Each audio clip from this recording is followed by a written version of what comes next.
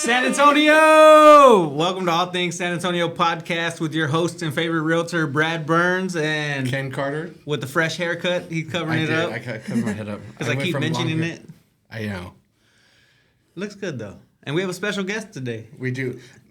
Metzli. Help me with Metzli. Metzli, okay. So in Metzli, this is gonna be like almost cold because we haven't had a lot of conversations. We've talked a little bit through message on TikTok. Yeah. Like the reason I wanted to bring you in is because of exactly what you've been, like your energy level is like through the roof. It's crazy. Thanks. But you've got some hot ass takes on San Antonio food scene, culture, anything and everything. And I know like in TikTok world, like that 10,000 followers, like that first kind of hurdle. And I think I started following you at like 8,000, and now you've got just over 11,000, and it's really kind of growing. And like I've mentioned you to people, and they're like, "Oh, I know who you're talking about." No way. Absolutely. And You're it's TikTok like, famous. I'm getting recognized on the street. That's weird. That's crazy. weird. But yeah, it's crazy. But yeah, kind of a little bit. So our whole thing is like is really featuring people from San Antonio and like spotlighting them, especially if they're doing cool, unique kind of things. I'd like to start off like, are you from San Antonio? Like, how'd you get to what we call the greatest place in the world, San Antonio? I think it's when you ask a brown person that you you gotta be a little specific. So I like to. You gotta. That was funny. Okay, that was good. No, you have to. It's a hat. You gotta have to. So I like to say. That's what I told him. I said my hair was long. I said the problem with like my hair when I feel like it's this short and stuff like that is like I feel like it starts making me look racist because I'm like No. Because you're a middle-aged white guy. I got a middle-aged guy with a beard, and I got this, and it's like, man, it's like I'm not all the time. Like you're only like 2 sentences away. I'll see them, and they're like, "Oh, excuse me." I say, "Don't worry, I'm a nice one. I'm a good one." You're the good. No. You're cool. So I like to say that Texas raised me, right? But I moved to the. I'm from Mexico City, and I moved when I was 2 years old. So Texas, I like to say that Texas is my home. I was raised in a small town, Luling, Texas, up until I was 9. Then moved to San Antonio when I was 9 years old, and I grew up on the South Side. So. Am I from San Antonio? Sure, we'll Close say enough. that. But I was born in Mexico, but I was raised in San Antonio. South side, where at? South side. Where at on the south side? South. Like I grew up by Salsamora, 35, and Palo Alto Road. Yeah. I grew up on the southeast side. Ooh, So like New Braunfels, military, city base. Okay. My first ex-wife is from Azant Street, Piedmont, like by the Little Red Barn kind of stuff. So. Oh, okay, awesome. Okay. So I say that because like part of San Antonio is like, if you're from San Antonio, you're from San Antonio. It doesn't mean you're like born and raised in San Antonio. Like I moved here when I was 16. My dad was military. I'd lived in 11 places. And now I'm puro San Antonio. You know, like estoy aprendiendo español. You're San Antonio. You're San Antonio. Yeah. It's like there's something about, and we got a friend, Lorenzo Gomez. He's writing a book all about puro San Antonio and what the laws of puro San Antonio are. And there are some, and it's like it's unique and it's a good place. Really good place. So you've been here. So you grew up on the South Side. We talked earlier. Like you have a day job. You're doing startup work and everything, and you're a TikTok creator. Do you just do TikTok, or are you on YouTube or anything else right now? Or? Yeah, so right now it's just TikTok. We'll get to YouTube. We'll get to it later, but right now it's just TikTok. Yeah. You got a plan, though. I can tell. Yeah, we'll see. We'll see where it goes, but so far TikTok. So how long have you had this account? We'll get into your specific and everything, but how long have you had the account? It started with real estate, actually. Okay. So I bought my first house at 25 years old through another startup that I was working. That was a real estate startup. And so I bought my house. When I bought my house, I wasn't living in San Antonio at the time. I was living in Round Rock, Texas. Okay. So I went to college. When I moved out of San Antonio, I didn't return back until after a couple of years out of college. So I left for college, came back when I bought my house, and I first started my content. It was just about being a 25-year-old homeowner and being a woman doing that. Awesome. I found that when I first bought my house, I was so excited. There was a lot I had to learn, and I was just posting about my struggles about being a first-time homeowner, repairs, and all that. And that's how it started. And I was really passionate about that at first, and then I don't care about real estate. But we do. Like real estate is awesome, and I love talking about it. But I love talking about food even more. Yeah. I will say that life is a journey. TikTok's a journey. I've switched TikTok creation topics, like what my content is about, more times than I switched my major in college, right? Yeah. So I finally found my niche. I finally found what I'm passionate about. But I did start off with real estate 2 years ago, and the passion shows when your content, because I feel so genuine when I talked about it. I've grown so much as a channel. I got 6,000 followers within 2 months versus my first 2 years on TikTok, I only had 5,000. So I doubled my following just by talking about things that I actually really like, so which is food now. The authenticity, and it's like you truly, literally, it shows. It just pops off. It's thanks. like the. Yeah. I try.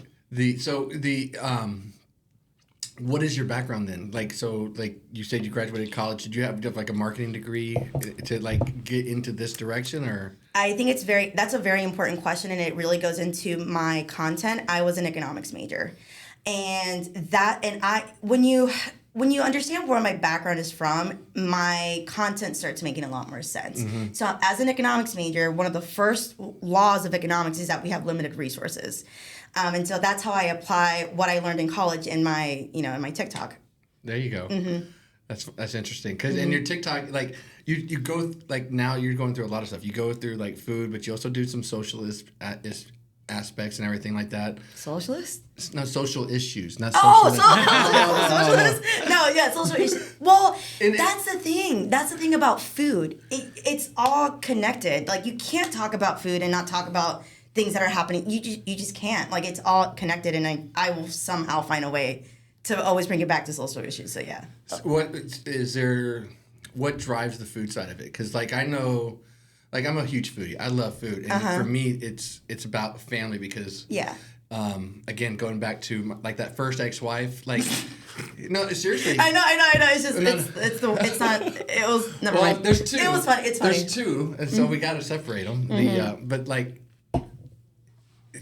my daughters predominantly stayed with them because I saw them all the time, everything. But I felt like there was some stability in not going from house on a Wednesday. Like all of that was just a lot. I felt like, especially just at their age and stuff like that, and it was more about the quality time. And so I cook a lot, and I told my daughters they're in their 20s now.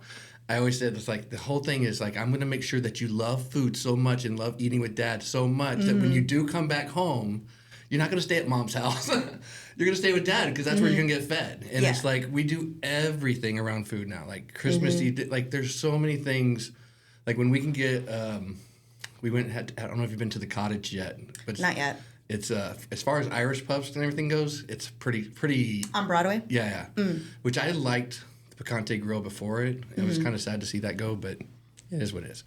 But like we all like the whole family's there, and like that becomes a moment. The grandparents are there, and it's like there's just that talk because I have 6 kids, and it's like there's this talk going across the table. Like you don't get it anymore once they go out of town, but so like you can always come back to food. But that's me. But talk about you.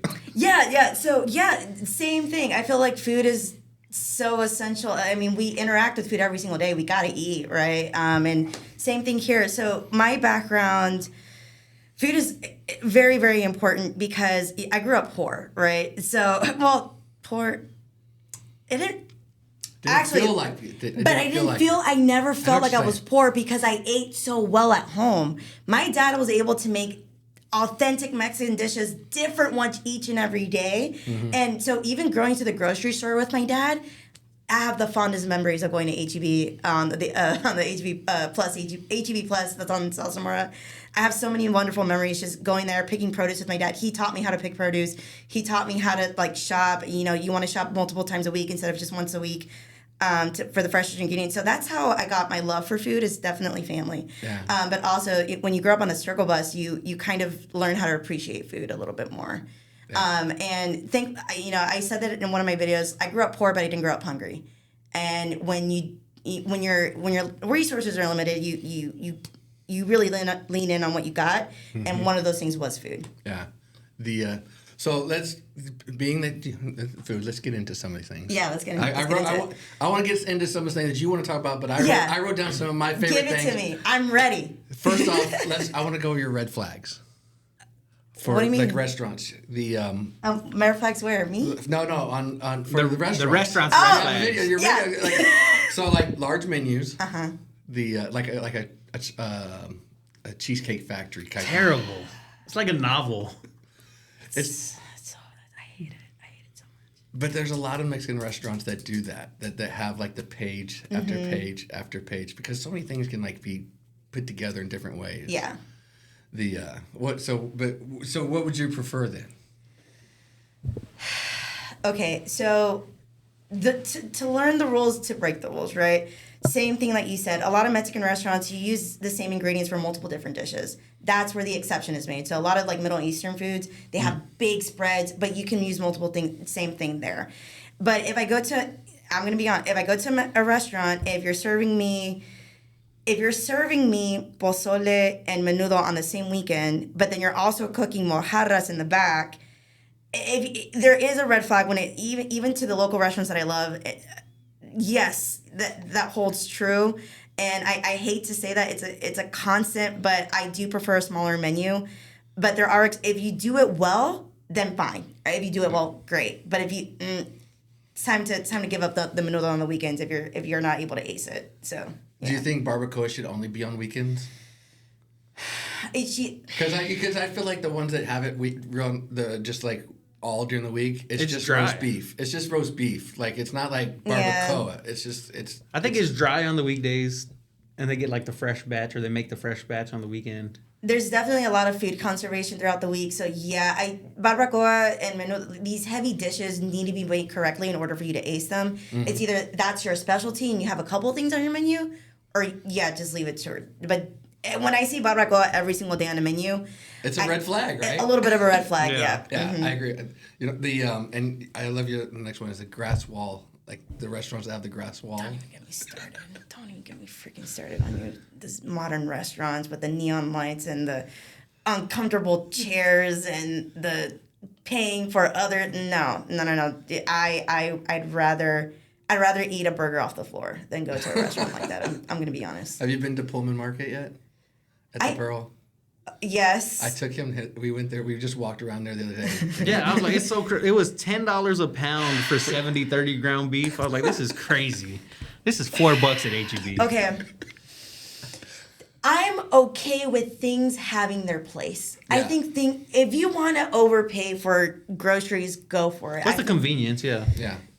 I feel okay. I'm not gonna lie, because the first time I went to Pullman's Market, I just went to browse around, and it was fun. It was fun having the place to browse around like that. Sure, it's an experience, right? I love that. But is there a time and place? Yes. Things are allowed to exist. I don't want to be a complete hater. Things are allowed to exist, but you're not gonna catch me shopping there for my weekly groceries. No. It's good to. I like the things that I thought are like I'm most interested in trying is like the fresh pasta that they make. Yes, like things like that you can't get everywhere else. Exactly. That's where those things are like unique. Like my son and his wife, they really want to open up like a cheese shop like that just sells like that'd be nice. Fancy European cheese and stuff like that. Yeah, that's needed here. For sure. Is it? Well, okay, here's the thing.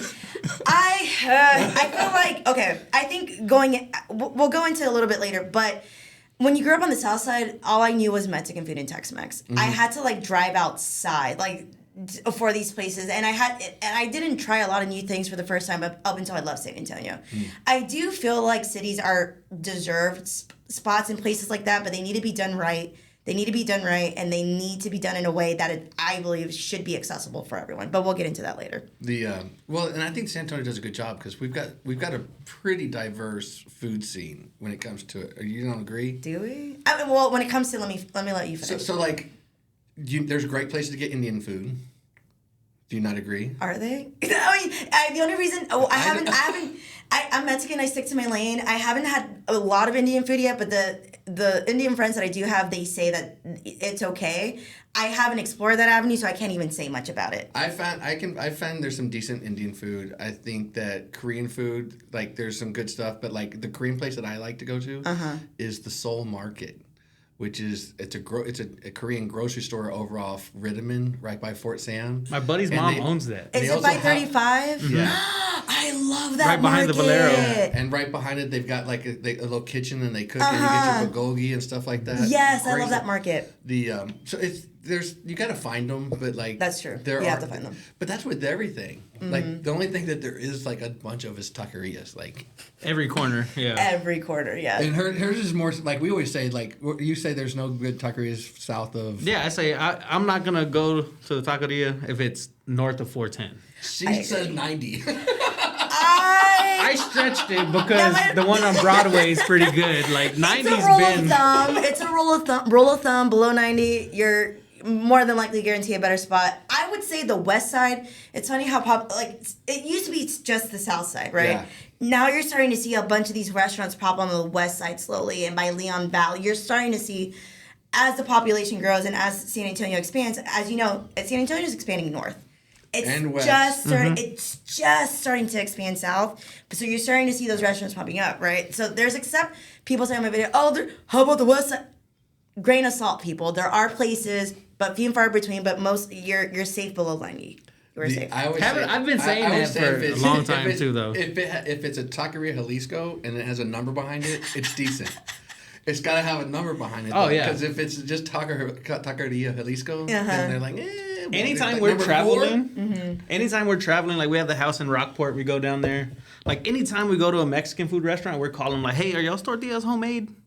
No, they come from the package. Nah, okay. Like we're not going. And you like the corn tortillas too. Like I want to go to a place that makes a good fat homemade corn tortilla, which you don't get a lot of good ones like that. That's the hardest thing to find. Well, that's the thing. The one place where it did have good thick corn tortillas, they closed down, and it was my favorite place to go. But I would say the taquerias on the south side, they do make pretty decent corn tortillas. Some better than others, but yeah, to find a thick corn tortilla is hard because they crack. It's really hard to get them not to crack. To get that perfect ratio.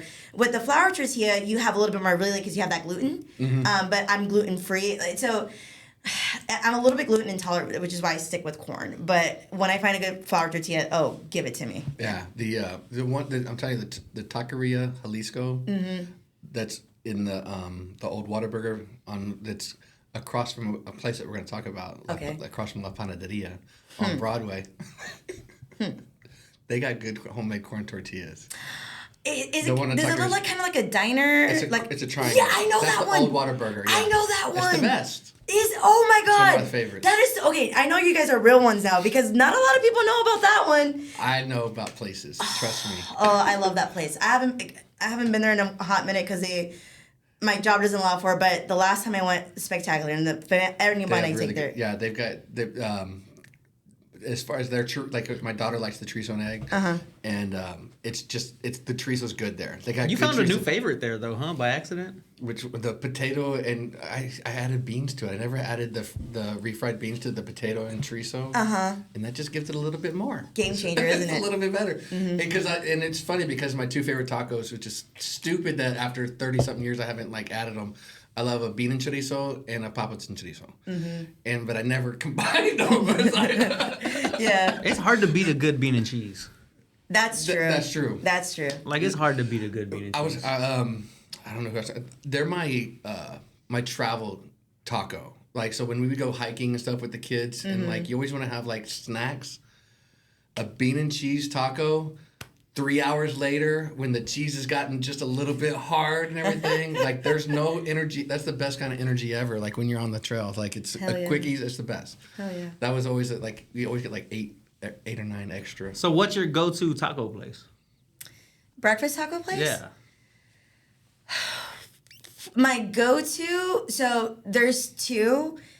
For location's sake, because it's right down the street now, it's Poppy's Mexican restaurant. It's down the street on the east. I live on the east side now. Where at? It's general location.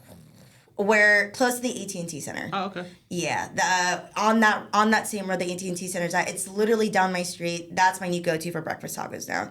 They have a good corn and a good flour. What's it called? Poppies? Poppies. Yeah. We have a couple of properties over there. Yeah, no, Poppies is good. I like Poppies. They're my solid. And then when I have time and I have cash, Mendes Cafe.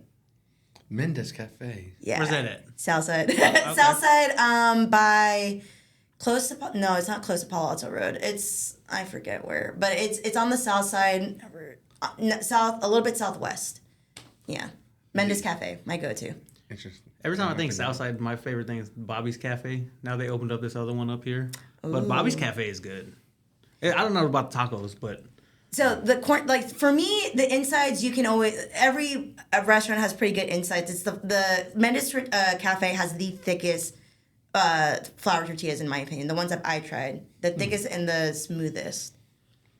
Where's Mendes? I've never heard of Mendes. Let me pop out my phone. we're gonna have to go on a field trip. Dude, I'm telling you, like. But you have to take okay, so there's a series that I want to start, and I want to call it "I Love You, but You Piss Me Off." It's like restaurants that I love so much, but I am gonna point them out a little bit. You have to have cash, and they take forever. If you go on a weekend, they take forever. I love them so much, and I will continue to spend my money there.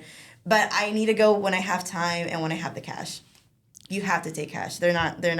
You have to pay them. That's the same. We go to Wizards. You ever been to Wizards Snow Cones? Mm-mm. I always use Hot Wheels. Las Nieves. They don't take South cash, Cross. or they don't take card. They only take cash. So you have to like figure. I get pissed at places that only take card and don't take cash. I get It's like I don't want people to know I was here.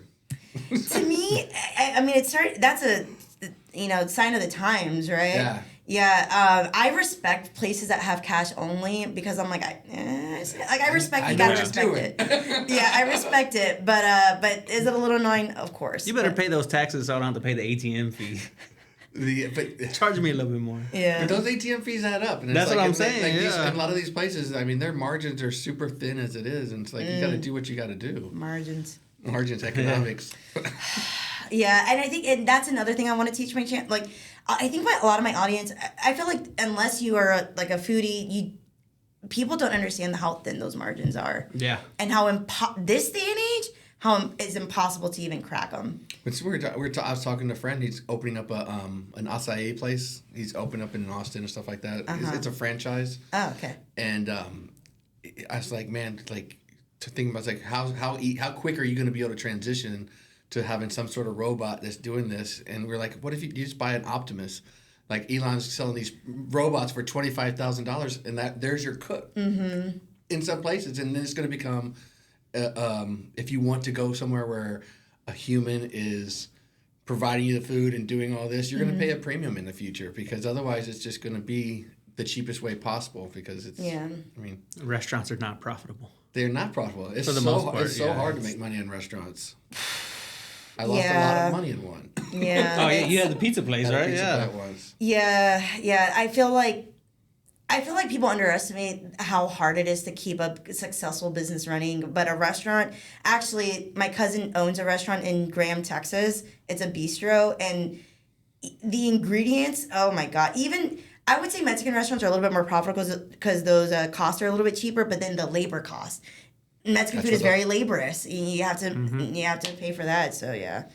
Well, before real estate, I was a general manager at McDonald's, and even by the time you paid labor, food cost, paper, everything, like the owners of the McDonald's aren't making 10, very 15, much. 20%. Not even that. They're probably like 4 or 5%. And that's why you're just trying to work off that huge margin. Yeah, you're trying to get more people through the drive-through. Or you're putting grass on the walls to make it.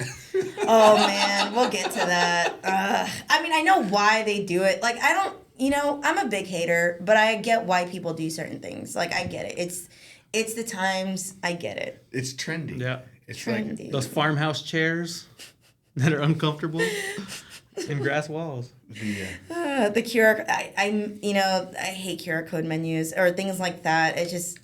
That's what I hate. I want to look at a menu. I want to hold the menu. I want to see the aesthetics, what you put into it, because that's the beginning of the experience right there for me, and that's important. Yeah. And if it's just a QR code on a table and it's like, it's less. Yeah. It's just less at that point. It's kind of like in the movies. I miss going up to someone and going into that little window and I miss that, to be honest. Yeah. I miss that because it adds to the experience, but I understand things are expensive, so you have to automate. Everything. So it's, we were talking about that earlier. Like, even with our business with real estate, like as things transition and keep moving forward, if you're not integrating and using AI and this and that, like you're going to get left behind because somebody is. Somebody is. Like the day of the individual real estate agent coming in and like being the housewife that just like does, it's like, it's probably gone because you're competing with people that are doing SEO, SEM, PPC, everything, right? Like it's a business. It's like you have to understand marketing and it's a lot. I think it's cool though. I think really fun. diving in on that, the relationship side of it is so huge too. So like we've had Jeremiah from PB&J with Tay. Have you been there, PB&J with Tay? Is that I'm confusing it for a coffee shop. What? Who is that? Just what it sounds. PB&J, peanut butter and jelly, with Tay, who's his daughter and his wife, both named Tay. No, I haven't heard. At the yard at McCullough, over in Almost. They're having their 5-year anniversary Peanut this butter and Saturday. jelly. It's just peanut butter and jelly? Yeah. Peanut butter and jelly. If you go to San Antonio's restaurant page, like on people Facebook, come from Florida to eat his peanut butter and jelly sandwiches. Do they make their peanut butter and jelly? Like, do they make the actual peanut butter? No. He told, if you watch But it's the such an podcast, he'll tell you what experience it is. going in there. Like I need to check it out then. It's all on Corral. Yeah. Like his whole thing. They'll close at 3:00. It's just from 11 to 3. We got to sit down with him and have on the podcast. He did it. He wanted to be able to be home with his kid at the end of the day. And he's making it happen. And it's the whole vibe is to feel like you're getting a peanut butter and jelly at your grandma's house after school. I'm gonna have to check that place out. Like all the furniture in there is like. Wait, is it like a coffee shop kind of? It's on the second floor. It may feel like it, but it's not a coffee. It's peanut butter and jelly. You want to know? I need to check him out. I need to check him out then. It'd be great. He's For sure. He's a really, really great guy. Okay. He's from San Antonio and Killeen. Sounds like he's from New York. I swear to God. He talks. He's like, my bro. It's like, where are you from? But Yeah. no, so Saturday they're having their 5-year anniversary. They're having $5 sandwiches, $5 singles, $10 doubles. So they do like double deckers. Bacon, this and that, like Okay. everything. Like it's up a notch. So Oh my god. Okay, I love me a good PB&J, so I have to check it out then. yeah, it's The best. I still haven't gone. You got to go Saturday. Saturday we're going to go to Green. They're having a clay festival, clay fest. I don't know what year this is, but they have an annual clay fest where potterers and people they come in and. So clay's more important than peanut butter and jelly, is what you're saying? Green vegetarian cuisine, that one? Green, Texas, outside New Braunfels. Oh, Green, Texas. Grune, Green. Yes. I love. But yeah. I do love Green. The vegetarian restaurant Green is good too. Their buffalo cauliflower bites are really good. Yeah. No, but it's fun. like we love ceramics. Like a lot of our Cool. our wine glass and stuff are like the little cups, like ceramic pot. Homemade ones. I like things that people Yeah. make, and it goes back to I'd rather spend more money for something that this person handmade than like going and buying it from China. So what are the Agreed. top 3 restaurants you wouldn't recommend visiting? I know we always talk about It says what's your right here. top 3 to go to. You know what? She says Mitietas. I am. I've never been there, and I'm not looking forward to going. I'm so. the certified foodie, right? I am the certified foodie, and I understand food beyond what it's presented and what it's right. I wouldn't say there's like I would never go because at the end of the day, these are businesses. It's food. I don't want to take away or invalidate food. I don't, even if I hate it. For sure. I don't Somebody wanna likes invalidate it. Somebody likes it, and I have to kind of, I have to accept it. But it's the one that's, but to answer your question, it's my first video that I ever posted and my most viral to date. Well, everybody talks about that. When you think San Antonio, that's the Mexican restaurant people think about. Her top 3 were Mitietas, Mamacitas, which I get, man. That shit's stupid. When you go into the mom and it's got like a balcony scene, it's like, what are you doing? And it's like, in the video, she's like, this is for the white people. The thing is, Mamacitas was built in a time where maximism was the thing, right? Yeah. You immersed in it, but it's so dated and the irony, like if you go on their website, we want Persian culture, and I'm like, no. It's crap. No, and then But that should be number 1. Mi tierra is at least has good micheladas. At least mi tierra, you get the ambiance with the dusty decor and the stale bread that they have in the front and a coffee. At least they give me that. But I wouldn't say I will never go, but I wouldn't voluntarily go into these restaurants myself. And I'm going to give you a slight pushback on your number 3, La Panaderia. Okay. We're big fans. You would be a big fan. Yeah, you would be. Yeah. I'm kidding. If you like it, you like it. You like it, you like it. I'm 35% Hispanic. 35. Well, it's certain math. I married a Hispanic woman, had 2 kids. They're both half. We got divorced. I retained 35% ownership. I don't think that's how that works. Well, but I'll give it to you. I'll give it to you. Who am I to deny your identity? Exactly. I'm not here to invalidate anybody, but if you want to go go ahead. I never said anyone to stop going. I'm just saying I don't want to go. And so I'm gonna first give you the things that I really love about him. So go for it. When he first opened up and he was in a farmer's market kind of thing. He was at the yard. Mm-hmm. And all of the ingredients, like they use grass-fed butter, free range, like all their stuff is like, so that stuff was important, and I enjoyed it.